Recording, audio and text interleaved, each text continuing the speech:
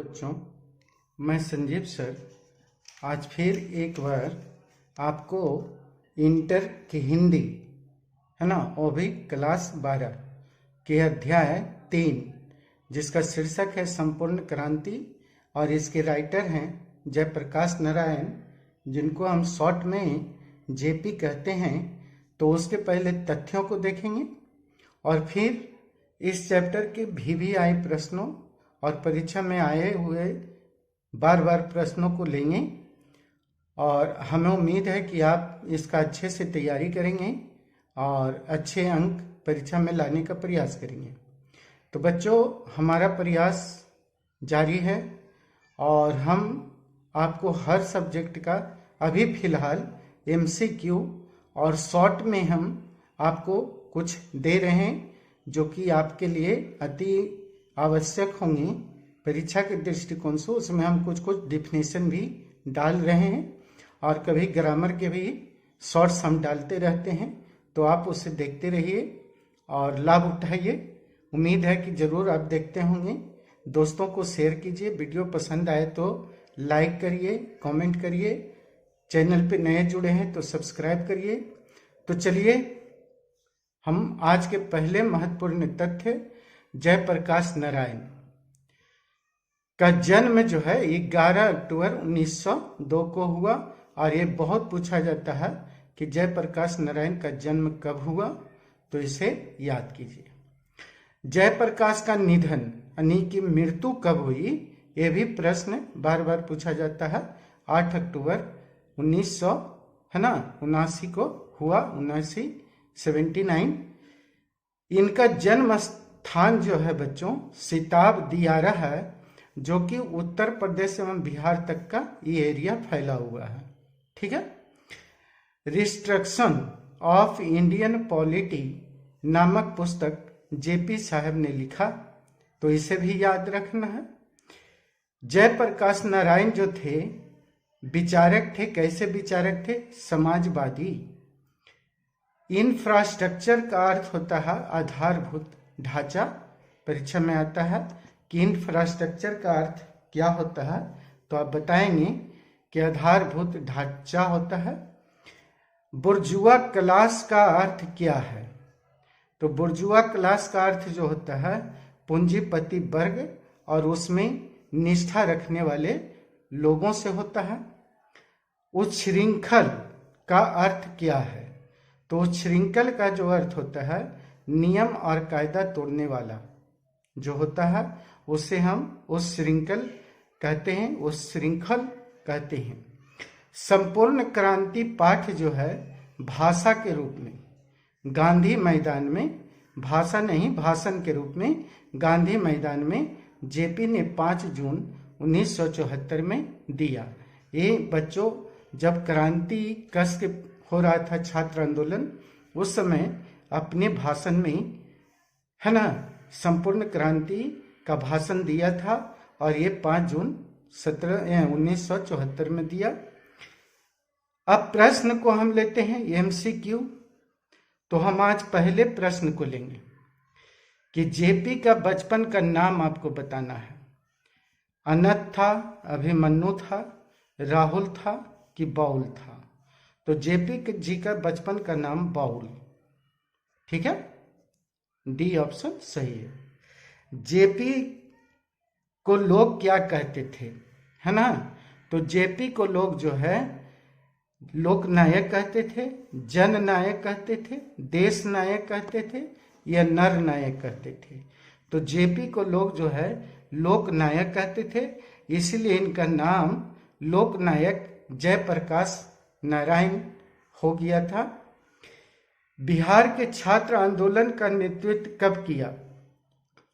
1964, 1974, 1984, 1994। ये प्रश्न संख्या 3 है और 3 का सही आंसर बी होगा। जेपी मार्क्सवादी कब बने? 1924 में, 1925 में, 1926 में, 1927 में। ये प्रश्न संख्या बच्चों आपका 4 है। तो कब बने थे? 1924 में ये मार्क्सवादी बने थे।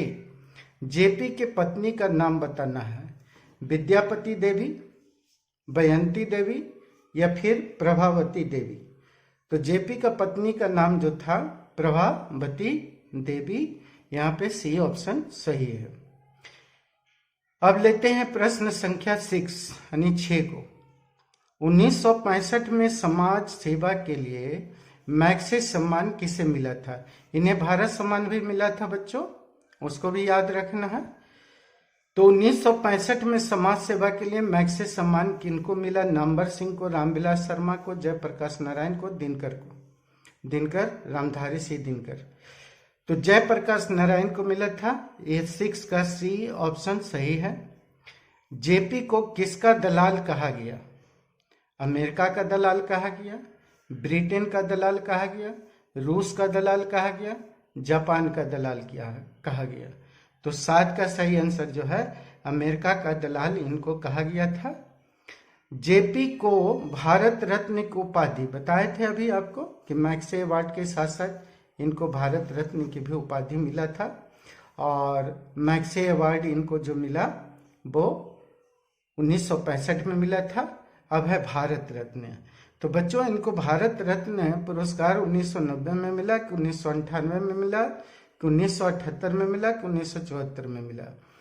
तो भारत रत्न की उपाधि जयप्रकाश नारायण जी को मिला। कब मिला? 1998 में। लेनिन की मृत्यु, यह हिस्ट्री का भी क्वेश्चन है, इतिहास में हम दे चुके हैं, आप याद कीजिए। कब हुई? 1925 में, 1932 में, 1938 में, 1924 में। 9 का आपको सही आंसर चेक करना है। सही आंसर होगा डी। 10 प्रश्न को देखते हैं। 1974 में बिहार के मुख्यमंत्री कौन थे? कृष्ण वल्लभ सहाय थे, अब्दुल गफूर थे, महामाया प्रसाद थे, डी ऑप्शन कोई नहीं।